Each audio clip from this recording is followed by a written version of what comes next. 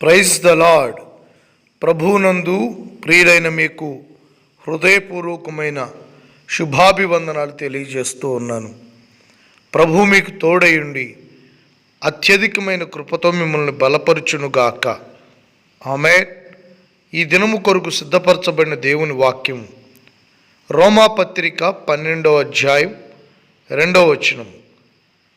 అందులో చివరి మాటలు మనం గమనించినట్లయితే, మీ మనస్సు మారి నూతన మగుట వలన రూపాంతరం పొందుడి.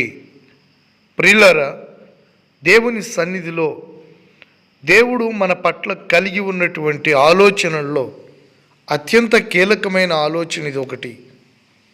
దేవుడు మనను కోరుకుంటున్నది, మన నుండి ఎదురు చూస్తున్నది, మన పట్ల ఆయన ఆశిస్తున్నది ఏదైనా ఉన్నది అంటే అది మన మనస్సు మారాలి అని, మారిన మనస్సు రూపాంతరం చెందాలి అని దేవుని వాక్యంలో హెచ్చరిస్తూ ఉన్నారు. ఎప్పుడైతే ఒక వ్యక్తి యొక్క మనస్సు మారుతుందో అతని జీవితం రూపాంతరం పొందుతుంది. రూపాంతరపు అనుభవాలలోనికి అతడు వెళ్ళగలుగుతాడు. నా ప్రియమైన దేవుని బిడ్డలారా, మీ మనస్సు ఎంత మారింది? మీ మనస్సును మార్చుకున్నారా? ఈ లోక విషయంలో, ఈ లోక మర్యాదల విషయంలో, ఈ లోక ఆచారాల విషయంలో, ఈ లోక స్నేహాల విషయంలో మీ మనస్సుని మీరు ఎంత మార్చుకున్నారు? ఏ విధమైన మార్పు మీ జీవితాల్లో మీరు కలిగి ఉన్నారు? ఒకసారి మీ మనస్సును గురించి ఆలోచించవలసిందిగా దేవుని వాక్యం మనల్ని హెచ్చరిస్తూ ఉన్నది. మీ మనస్సు మార్చబడినట్లుగా మిమ్మల్ని మీరే పరీక్షించుకోండి. మీ మనస్సుని మార్చుకోండి. లోక సంబంధమైనటువంటి ఆలోచనల నుండి, శరీర సంబంధమైన ఆలోచనల నుండి, అపవిత్రమైన ఆశేచ్ఛలలో నుండి మీ మనస్సుని మార్చుకొని పవిత్రమైనటువంటి ఆశయాలు, పవిత్రమైనటువంటి ఆకాంక్ష కలిగిన వారై పరిశుద్ధత కొరకు, పవిత్రత కొరకు మీ నడుము కట్టుకోమని దేవుని వాక్యం హెచ్చరిస్తోంది.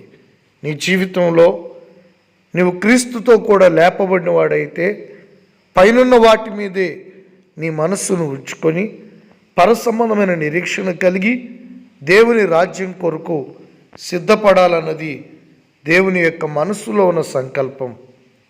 మనస్సు మారితే అది ప్రకాశిస్తుంది, పవిత్రపరచబడుతుంది, పవిత్రతని ప్రజ్వలుతుంది, పవిత్రతని వెదజల్లుతుంది, పరిశుద్ధతలో ఎదగగలుగుతారు. కనుక ఈ లోకం మీద నుండి మీ మనస్సును మార్చుకొని స్థిరమైన హృదయం గలవారై నిశ్చయమైనటువంటి మనస్సుతో దేవుని రాజ్యానికి సిద్ధపడండి. మారిన మనస్సు నూతనం అవ్వాలి. నూతన మనస్సు మీలో రావాలి. మీ మనస్సులో ఒక నూతనత్వాన్ని మీరు చూడగలగాలి. దాని కొరకై ప్రభువు పాదాల దగ్గర ప్రార్థించాలి, అర్థించాలి, కన్నీరు కార్చాలి, ప్రభువుని బ్రతిమాలాలి. ప్రభువా, నాకు సహాయం చేయమని ప్రభు దగ్గర వేడుకోవాలి. అప్పుడు నిశ్చయంగా ప్రభువు నీ జీవితంలో గొప్ప అద్భుతాన్ని చేస్తారు. రూపాంతరపరచబడిన నీ జీవితంలో ఆయన కనికరం నీ మీదకి వస్తుంది. ప్రార్థన చేసుకుందాం. ప్రేమ స్వరూపుడైన మా ప్రియ పరలోకపు తండ్రి, నమ్మదగిన వాడానికి స్తోత్రాలు.